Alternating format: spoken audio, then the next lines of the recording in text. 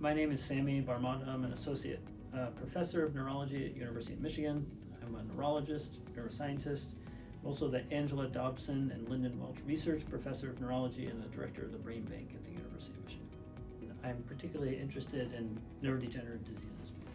And the conditions that we spend a lot of time thinking about include ALS, which is also known as Lou Gehrig's disease, and a unusual type of dementia called frontotemporal dementia. And both of these involve the buildup or the accumulation of a protein called TDP-43. The same protein, TDP-43, also builds up in people who have had many episodes of concussion and later in life develop a dementia. In terms of our own research interests in my own group, we have spent a lot of effort and time looking into the functions of TDP. And so this may tell us about some of the things that happen in concussion-related injuries when TDP is not in the right place. It may tell us about some of the mechanisms of disease that lead to chronic traumatic encephalopathy, clinically, but also pathologically. So one, I think, huge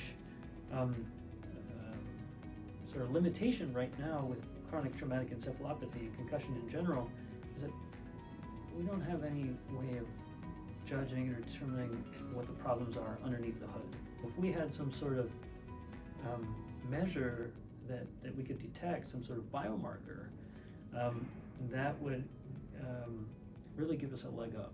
Very excited about the possibility of working with the Bioscience Initiative and taking advantage of that support.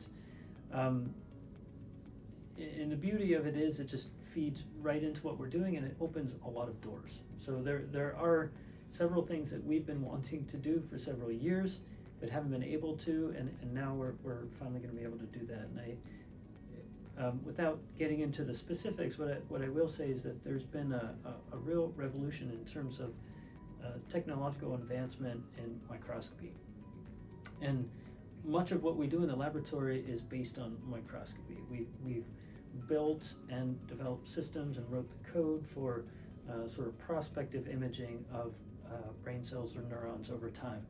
And we really learned a lot from those studies, but they're fundamentally limited by our resolution and by what we can actually measure. And with support from the Bioscience Initiative, we're really going to be able to move this huge step forward and moving into super resolution, moving into dynamic functional studies, and multi-dimensional assessment of neuronal phenotypes over time. So I'm really excited about possibility.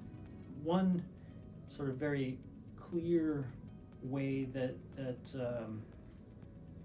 we can get involved is that I am also director of the Brain Bank at the University of Michigan, and traditionally we have been very focused on neurodegenerative diseases, dementias, Alzheimer's disease, Lewy body disease, Parkinson's disease, ALS, frontotemporal dementia, vascular disease. But there's a real opportunity to work with the Concussion Center to begin thinking again about some other conditions that we do want to begin collecting more information on and talk about brain donation for people with concussion. Really allow us to look at the similarities again between these conditions and provide resources to other investigators that want to study the same problems, right? And I'm very excited about that.